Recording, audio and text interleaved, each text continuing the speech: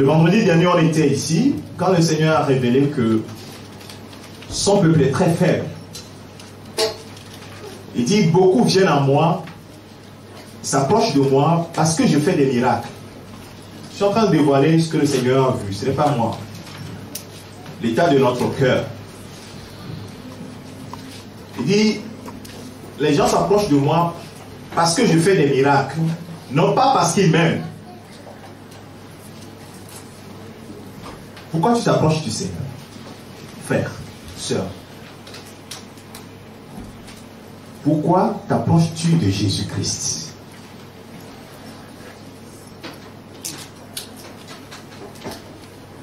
Il faut que tu répondes à cette question. Même si ce n'est pas aujourd'hui, il faut que tu répondes à cette question. Pourquoi t'approches-tu de Jésus? Si tu t'approches de Jésus parce qu'il fait des miracles, tu vas repartir dans le monde. Tu vas repartir dans le monde. Et ce sera dommage. Mais regarde cette grande promesse qu'il donne. Pourquoi nous ne croyons pas en ce que Jésus a dit? Cette parole que je viens de lire dans Jean chapitre 11. Je suis la résurrection et la vie. Celui qui croit en moi vivra même s'il meurt. Pourquoi nous ne voulons pas croire en cela? Le monde n'y croit pas, c'est normal. Pourquoi toi et moi ne le croyons pas? Pourquoi est-ce que notre rapport par rapport à la mort est un rapport dramatique? Est un rapport qui est un rapport tragique? Jusqu'à ce que nous venons devant notre Dieu, le Tout-Puissant, qui t'a donné le souffle de vie ce matin, et nous soyons incapables de nous réjouir devant sa présence. Alors, je vous pose la question. Pourquoi tu es venu vers le Seigneur? Tu es venu pour la vie éternelle ou bien tu es venu pour la vie terrestre? C'est l'un ou l'autre, ce n'est pas le milieu. Donc nous devons trancher des questions dans nos cœurs.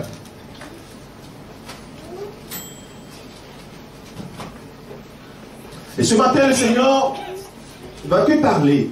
Et dit, ne sois pas infidèle, sois fidèle. Ne m'approche pas parce que je fais des miracles. Parce que si tu m'approches avec ce cœur, je ne le ferai jamais pour toi. C'est dommage.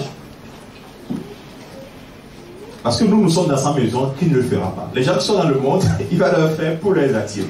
Et toi qui es là, il te demande une chose, c'est que tu puisses l'aimer.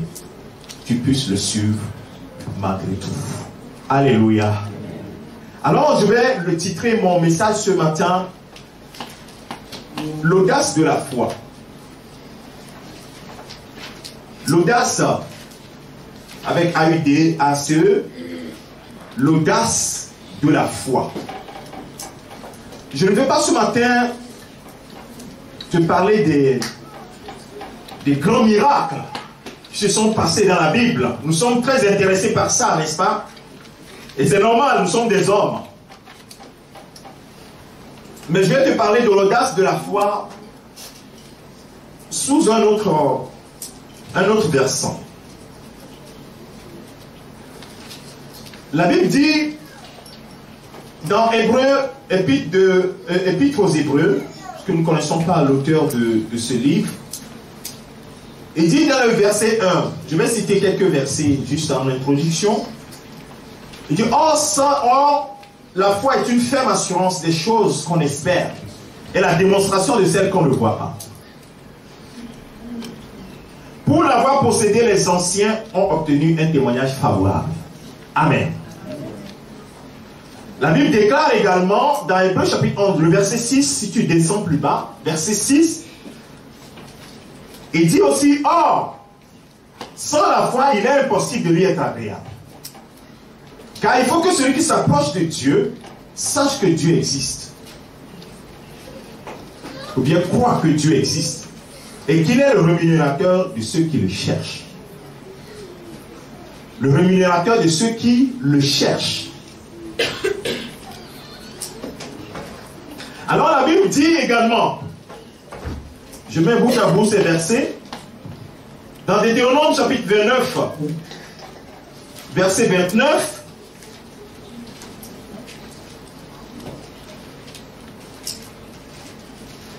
La Bible déclare, les choses cachées sont à l'Éternel, notre Dieu. Les choses révélées sont en nous et à nos enfants à perpétuité, afin que nous mettions en pratique toutes les paroles de cette loi. Amen. Les choses cachées sont à l'Éternel, notre Dieu. Les choses révélées sont à nous et à nos enfants. Amen. Donc, bien aimés, nous ne sommes pas de ceux qui se retirent pour se perdre. Nous sommes de ceux qui ont la foi pour sauver leur âme et qui vont jusqu'au bout.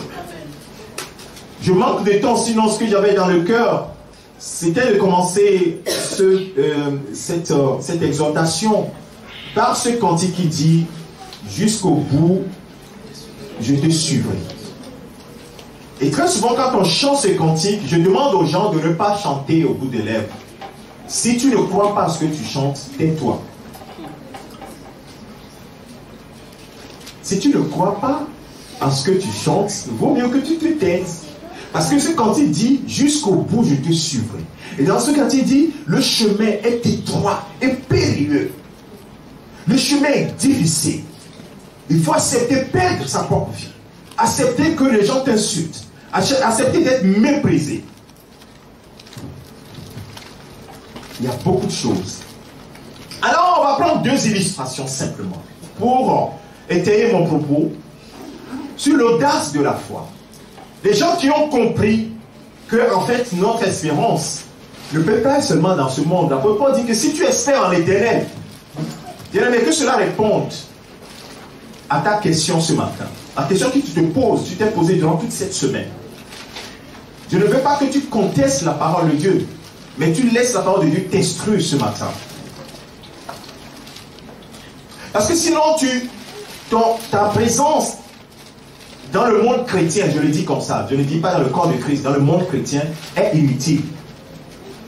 Parce qu'en réalité, la seule promesse que le Seigneur nous a faite, c'est que nous allons avoir la vie éternelle. Et c'est ce à quoi lui il s'intéresse, pas autre chose. La vie éternelle.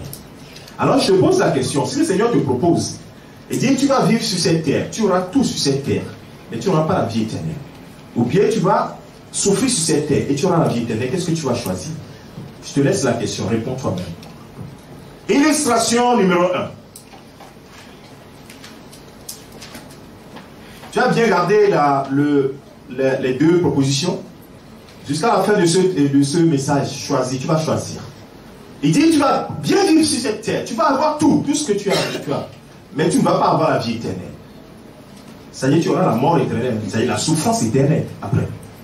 Ou bien, tu as des difficultés, c'est difficile pour toi, mais tu auras une vie éternelle qui soit dans la félicité. Lequel tu vas choisir? Alors la question t'est reposée. Nous allons voir deux illustrations. La première illustration va parler d'un homme que tu connais. Il y a un serviteur de Dieu qui a dit, bon, soi-disant serviteur de Dieu, il dit qu'il n'aime pas ce livre. Quand on n'aime pas une parole de la parole de Dieu, ça pose quand même un problème.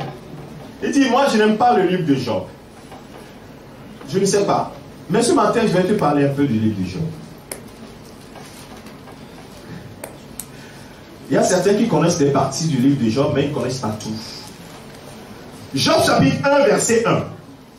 Tu vas mettre Job, tu vas mettre tous les chapitres, parce que je vais sauter d'un chapitre à l'autre, je vais prendre des portions que nous allons pouvoir examiner tous ensemble. Alléluia! Nous sommes là? Alors, Job chapitre 1, verset 1. Qu'est-ce que la Bible nous dit? Il y avait dans le pays Dout, un homme qui s'appelait Job. Et cet homme était intègre et droit. Il craignait Dieu et se détournait du mal. J'aimerais que ce matin, tu te projettes un peu à côté de Job. Si tu ne peux pas te projeter dans le corps de Job, projette-toi à côté de Job. Vois comment il marche. Et suis-moi tranquillement. Et on va marcher ensemble en suivant la vie de cet homme. Amen. Amen. La Bible dit que il est intègre. Ce n'est pas toi, c'est pas moi qui le dis. quand la Bible dit quelque chose, c'est que c'est vrai. On dit que cet homme est intègre et droit. Et cet homme craignait Dieu. Il a la crainte de Dieu. Et il s'est détourné du mal. Est-ce que tu es semblable à cet homme? Ça aussi, c'est une question à laquelle tu dois répondre toi-même. Je n'ai pas besoin de le savoir. La parole de Dieu continue. On va lire à partir du verset 6. Or, le Fils de Dieu vint un jour se présenter devant l'Éternel, et Satan vint aussi au milieu d'eux. On ne sait pas pourquoi, mais c'est ce que la parole de Dieu nous dit. L'Éternel dit à Satan, d'où viens-tu? Et Satan répondit à l'Éternel, de parcourir la terre et de m'y promener. L'Éternel dit à Satan, as-tu remarqué mon serviteur Job? Il n'y a personne comme lui sur la terre. C'est un homme intègre et droit, craignant Dieu et se détournant du mal. Et Satan répondit à l'Éternel, est-ce d'une manière désintéressée que Job craint de Dieu? Il pointe du doigt une chose. Est-ce que c'est d'une manière désintéressée que Job te craint? Non, Job sait qu'il a un intérêt. Est-ce que c'est d'une manière désintéressée que tu crains Dieu? La question t'est posée. C'est à toi de répondre toujours. Ne l'as-tu pas protégé, lui, sa maison et tout ce qu'il a, tout ce qui est à lui? Tu as béni l'œuvre de ses mains, et ses troupeaux couvrent le pays. Donc il est immensement riche. Mais il tend ta main voir et touche à tout ce qui lui appartient, et je suis sûr qu'il te maudira en face. Voilà le défi que Satan lance à Dieu. Je suis sûr que Job là, c'est parce que tu l'as béni qu'il est avec toi. Hé, frère, c'est parce que Dieu t'a béni que tu es là ici ce matin. Je ne sais pas, hein, mais je te pose la question. Et je me pose aussi la question. Si je me tiens devant toi, c'est parce que Dieu m'a béni. C'est parce que Dieu m'a protégé, m'a béni, a béni ma maison, que je suis en face de toi. Mais en réalité, c'est juste uniquement pour ça. Est-ce que c'est ça? Si c'est ça, c'est grave. Alors l'Éternel dit à Satan dans le verset 12, voici tout ce qui lui appartient. Je te le livre. Seulement, ne porte pas la main sur lui. Et Satan se retira de devant la face de l'Éternel. Voilà ce qui s'est passé. Ça, c'est dans le secret. Job ne savait rien. Personne n'était au courant de ce deal-là. Personne n'était au courant. Alors tu es à côté de Job. Nous allons continuer par marcher. Encore avec lui. Et tu vas voir, Job était là, tranquillement. Bam! Un premier assaut de l'ennemi. Verset 13 au verset 22. Un jour que les fils et les filles de Job mangeaient et buvaient du vin dans la maison de leur frère aîné, il arrivait auprès de Job un messager qui dit, les bœufs labouraient et les ânesses paissaient à côté d'eux. Des Sabéens se sont jetés dessus, les ont enlevés et ils ont passé tes serviteurs au fil de l'épée. Et je me suis échappé moi seul pour t'en apporter la nouvelle. Wow. Il parlait encore. Lorsque l'autre vint dit, le feu de Dieu est tombé du ciel, a embrasé les brebis et les serviteurs et les a consumés. Et je me suis échappé moi seul pour t'en apporter la nouvelle. Il parlait encore, et un autre qui arrive, lorsqu'un autre vint dit, des Chaldéens formés en 3 bandes se sont jetés sur les chameaux, les ont enlevés et ont passé des serviteurs au fil de l'épée, et je me suis échappé moi seul pour t'en apporter la nouvelle. Verset 18, il parlait encore, lorsqu'un autre vint et dit, tes fils et tes filles mangeaient et buvaient du vin dans la maison de leur frère aîné. Et voici un grand vent est venu de l'autre côté du désert et a frappé contre les 4 coins de la maison et s'est écoulé sur les jeunes gens. Ils sont tous morts. Et je me suis échappé moi seul pour t'en apporter la nouvelle. Amen. Un seul jour, en un seul jour, Job ne savait pas ce qui se passait. Lui, il ne faisait que remarquer. Donc tu es à côté de Job et on vous donne cette nouvelle-là. Un vient, il donne. L'autre vient, il donne sans nouvelle. L'autre encore vient, il donne sans nouvelle. Et à un moment donné, Job ne peut plus se tenir. Et la Bible dit, dans le verset 20, alors Job se leva, déchira son manteau et se rasa la tête, puis se jetant par terre, il se prosterna et dit, je suis sorti nu du sein de ma mère, et nu plutôt, je retournerai dans le sein de la terre. L'Éternel a donné, et l'Éternel a ôté, que le nom de l'Éternel soit béni. Amen. Verset 22, c'est bien Amen. Mais verset 22, c'est le plus important. La Bible dit, en tout cela,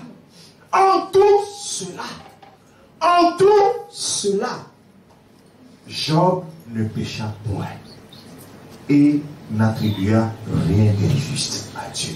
En tout cela.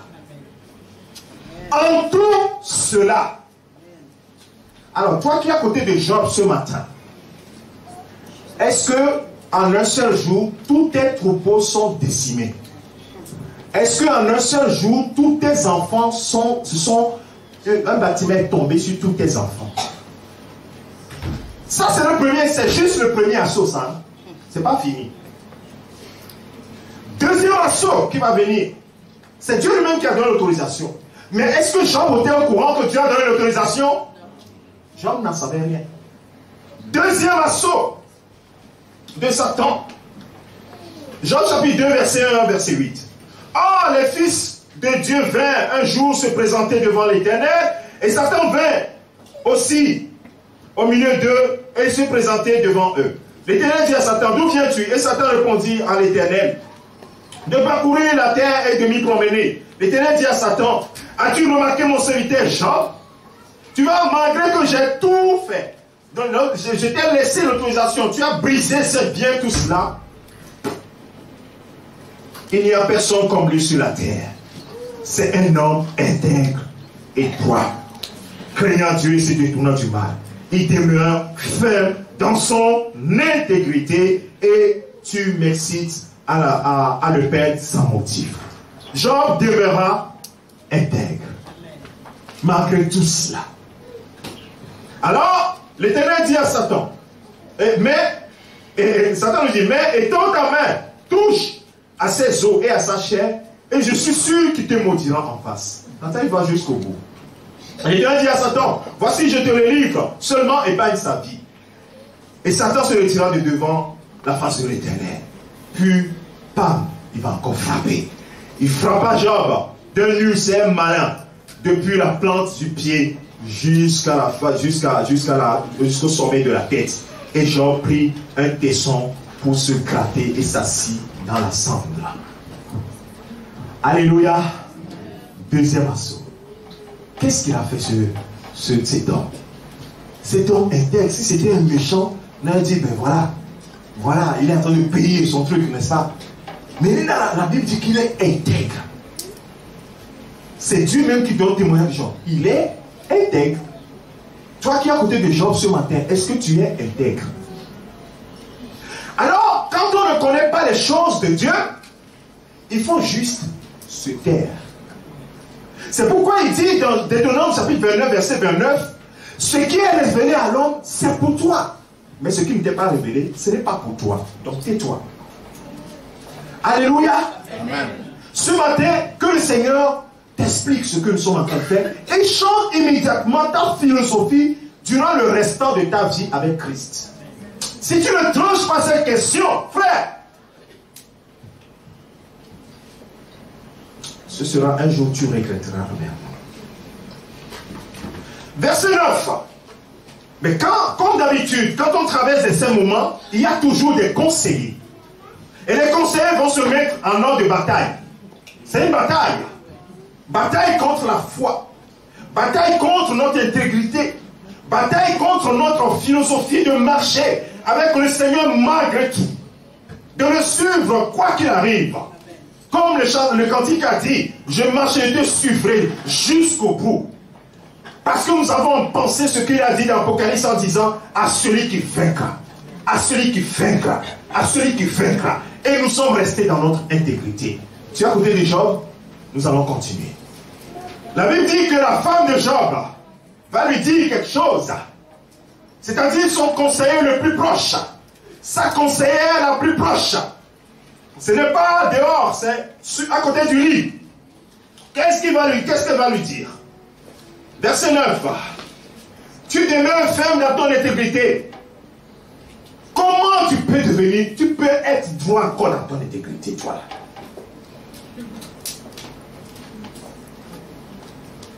Comment tu peux encore suivre ce Dieu-là? Maudit Dieu et meurs. Parce que même moi, j'ai honte de toi. J'ai honte que tu me parles de ce Dieu-là. Ce Dieu qui est incapable de sauver tes fils et tes filles. Ce Dieu qui est incapable de protéger. Ça, je me mets dans la peau de la femme de Jean pour te parler. Hein? Je ne dis pas que c'est ce qui est écrit. Mais la Bible dit simplement la phrase qui était importante. Mais elle a fait plein de commentaires. Elle a fait plein de commentaires. Si elle dit à son mari maudit Dieu est mort, elle meurt, c'est qu'elle-même, elle a déjà maudit mille fois déjà Dieu. Vous comprenez ça? Elle a déjà terminé avec Dieu. Donc elle dit à son mari, mais termine avec lui et puis ça n'est fini. Oh, frères et sœurs, tout ce qui est écrit dans la Bible, c'est pour notre... Et pourquoi est-ce que nous ne devons pas tirer instruction de cela? Nous ne sommes pas de ceux qui se retirent pour se perdre. Nous sommes de ceux qui gardent la foi jusqu'au bout. Parce que nous savons que le juste vivra par la foi. Alléluia! Amen. Oh frère. Et c'est pas fini. 3 conseillers, grands conseillers de Job vont se mettre en ordre de bataille. Eliphaz, Bildad et Sophar. Nous n'allons pas dire tout ce qu'ils ont raconté. Ils ont raconté plein de choses. Oh, Dieu est fidèle. Oh, toi, Job, si tu es en train de souffrir comme ça, c'est que toi-même, tu as péché. Oh, tes péchés sont en train de t'emporter. Ils vont dire des grands mots. Ils vont développer leur théorie, leur doctrine. Comme s'ils étaient à côté de Dieu et ils connaissent Dieu par cœur. Maintenant, ils sont en train d'instruire Job. Ils sont en train d'instruire Job. Et ils vont dire de grandes paroles. Que c'est que tu es en train de récolter ce que tu as semé. Mais ici, frères et sœurs, soyons honnêtes. Nous sommes à côté de Job. Nous étions à côté de Dieu quand nous avons entendu comment le deal se faisait. Est-ce que Job a fait quelque chose? Mais vous voyez, ces conseillers-là, ils étaient sûrs de leur coup. Donc un va passer, le deuxième va passer, le troisième va passer, ainsi de suite, ainsi de suite, ainsi de suite, ainsi de suite. Jusqu'à ce que, à un moment donné, Dieu écoutait tout cela. Et il va leur répondre. Il va répondre à Job. Job 38 jusqu'au Job 41. Mais 38, nous allons lire simplement le verset 1 et le verset 2. Et tout ce que nous disons, Dieu écoute, hein, frère. Dieu écoute ça. Ne parle pas, je te supplie. Quand tu traverses des moments difficiles, ne parle pas. Ce n'est pas aujourd'hui que je suis en train de dire cela devant ce pupitre.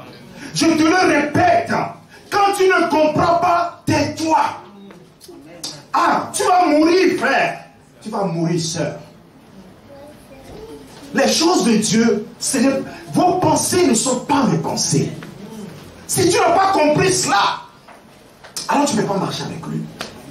Vos pensées ne sont pas mes pensées. Autant les cieux sont éloignés de la terre. Tu as déjà pris un avion. Peut-être si tu prends des courts courriers, tu es un peu bas. Quand tu prends des longs courriers, c'est 10 000 mètres. Tu as déjà vu, et tu vois qu'il y a encore de l'espace.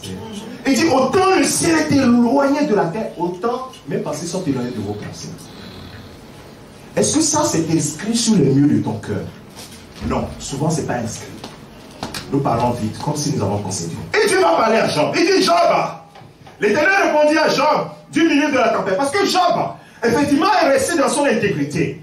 Mais à certaines fois, il a donné des propos aussi sans vraiment discerner. Et Dieu lui dit, du milieu de la tempête. Qui est celui qui obscurcit mes voies, mes desseins? Qui est celui qui obscurcit mes desseins? Si moi j'ai décidé quelque chose, qui toi tu es? Tu es qui? Qui est-ce qui obscurcit mes desseins? Pas des discours, quoi? Sans intelligence.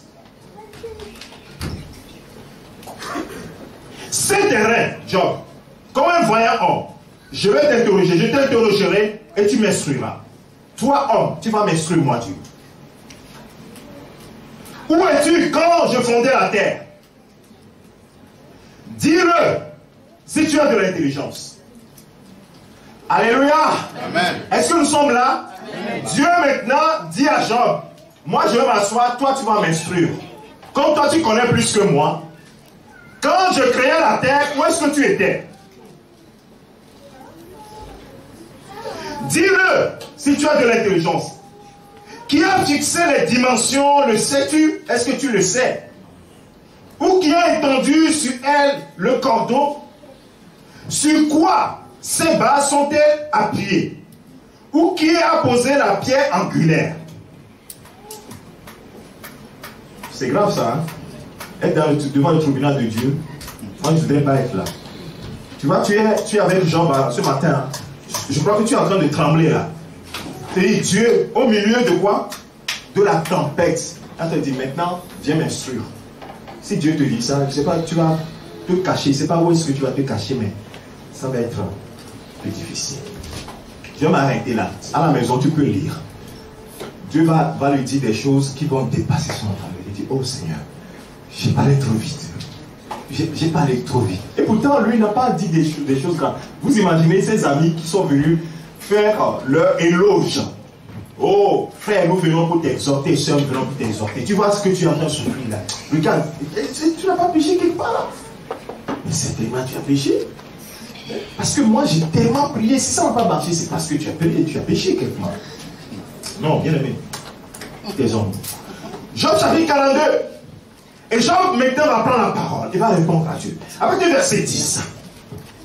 À partir du verset 1 d'abord, il dit, Job dit à l'Éternel, Job répondit à l'Éternel et dit, je reconnais que tu peux tout et que rien ne s'oppose à tes pensées.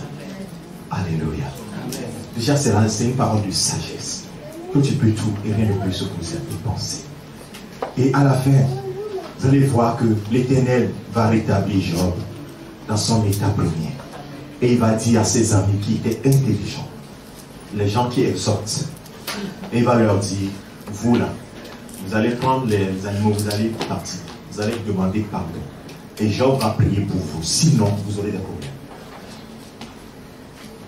Oh bien-aimé, l'audace de la foi. Job, il a eu la présence d'esprit d'oser encore baser sa foi sur l'Éternel dans ces moments difficiles. C'est là l'aspect que je voulais te montrer, l'audace de la foi. Nous voyons la foi sous le versant. Oh, Dieu fait des choses extraordinaires. Mais je te montre le versant où on a la foi lorsque les choses deviennent noires.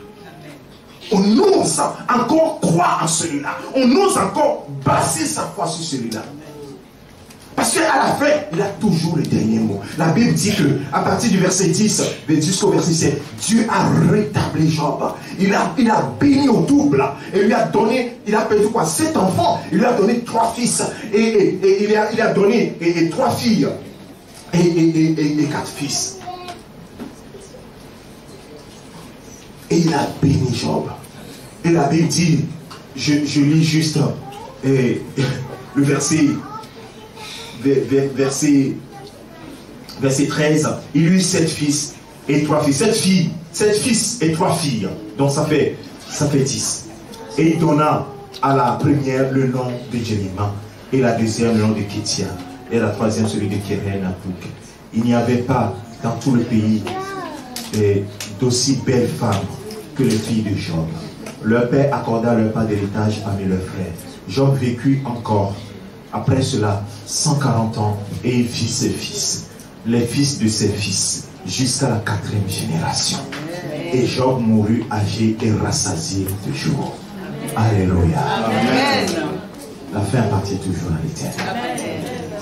Bien-aimés, c'est pourquoi faisons très attention quand nous parlons. Quand nous ignorons, nous pouvons avoir des désirs. Et nous avons des désirs. C'est normal que nous ayons des désirs. Pour notre sœur que nous avons perdue, nous avons des désirs. C'est normal que nous ayons des désirs. Et nous avons prié pour que tout. Le vendredi, je disais, le Fils de Dieu, il a crié à son Père jusqu'à ce que ça soit devenu comme un grumeau de sang. Il dit, Seigneur, si cette coupe pouvait s'éloigner de moi, mais toute pas ma volonté, mais la tienne. Alléluia. Deuxième illustration, je vais très rapidement parce que j'ai promis qu'on finisse autour de midi. Comme ça, on pourra finir. Deuxième illustration, c'était juste les jeunes gens qui étaient avec Daniel, les 3 compagnons de Daniel.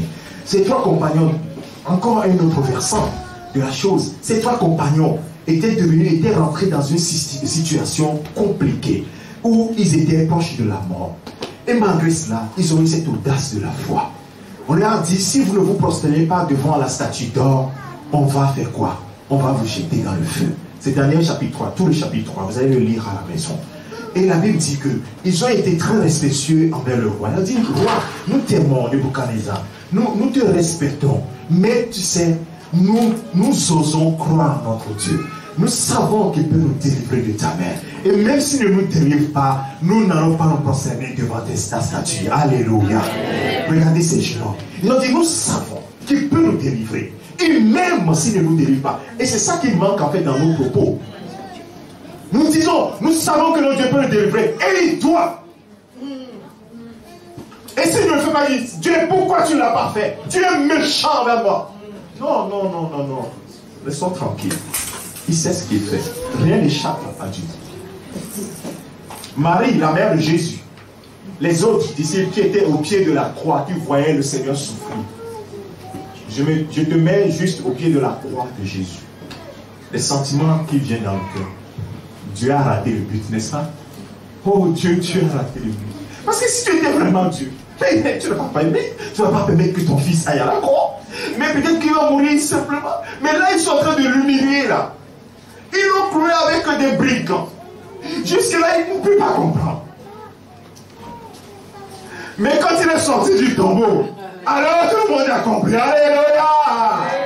Mais il fallait qu'il meure. Oh Seigneur, merci pour ta mort. Est-ce qu'avant ça, avant cette révélation de la résurrection, est-ce qu'il pouvait dire merci Seigneur pour la mort de Jésus? Il ne pouvait pas dire ça. Quand Jésus leur a ouvert les yeux pour qu'ils comprennent que cette mort, c'est une victoire, alors là, ils sont partis partout proclamer la mort de Jésus-Christ et sa résurrection. Alléluia. Donc, vous voyez que nos pensées sont limitées. Quand nous disons, Seigneur, nous voulons voir notre père, notre soeur être avec nous. Dieu dit, moi, je vois au-delà de ce que vous pensez. Parce que moi, je vois que peut-être elle a dans une année, 2 ans, une grande épreuve qui va l'éloigner définitivement de moi. Et je ne veux pas qu'elle perde son âme. Alors pour cela, je préfère la rappeler maintenant. Et le jour où tu vas la retrouver, tu dis, waouh Seigneur, tu es vraiment fidèle. Parce qu'en réalité, nous tous qui sommes ici, nous sommes en train de lutter pour aller où? C'est notre finalité, bien aimé. C'est notre finalité. Si ta finalité c'est autre chose, alors là, tu es en train de te perdre. Ta place n'est pas ici alors. Et la finalité, c'est le ciel. Donc je préfère, Seigneur, je ne sais pas si toi tu as déjà fait cette prière. Seigneur, je te supplie, le jour où je vais mourir sur cette terre-là, il faut que je sois en communion avec toi. Ne permets pas que je sois dans une colère. Ne permets pas que je sois dans un péché. Parce que tout ce que j'ai fait là, qu'est-ce que ça va arriver? Ça va arriver à quoi? Vous comprenez, bien aimé? Tu dois faire cette prière. Tu dois faire cette prière. C'est pourquoi chaque jour, tu dois lutter en osant croire. L'audace de la foi. La foi ne doit pas être au vent de ce que toi tu veux. Je veux un emploi. Je n'ai pas eu l'emploi. Oh Seigneur, tu es méchant. Oh Seigneur, ceci. Quelle est la place, le poids de l'emploi? Quand on met dans la balance l'emploi et la vie éternelle, qu'est-ce qui va peser plus? Tout ce qui est sur cette terre-là, quand on le met dans la balance de l'autre côté, la balance c'est 2 côtés. Hein. On met une ici, on met l'autre chose ici. La vie éternelle, on met comme ça là. La balance fait poum. C'est que tout ce que tu mets sur cette terre-là, ça ne contrebalance pas. Alléluia. Quand tu as cette espérance-là, tu es heureux. C'est pourquoi la Bible dit que les gens, ils ont été dépossédés. Dans Hébreux chapitre 10, ils ont été dépossédés et ils étaient contents d'avoir même livré. Parce qu'ils savent qu'ils avaient des biens meilleurs dans le royaume. Alléluia. Bien-aimé, que le Seigneur te fortifie. Attache-toi au Seigneur. La Bible dit que ce qui est révélé pour nous. Ce qui ne nous est pas révélé, ne nous est pas révélé. Il n'y a pas de commentaire à faire. Dieu a donné, Dieu a ôté. Que toute la gloire de Dieu, la gloire lui soit donnée et que son nom soit béni. Un point très. Si le Seigneur t'a béni avec cette parole, lève-toi et nous allons prier.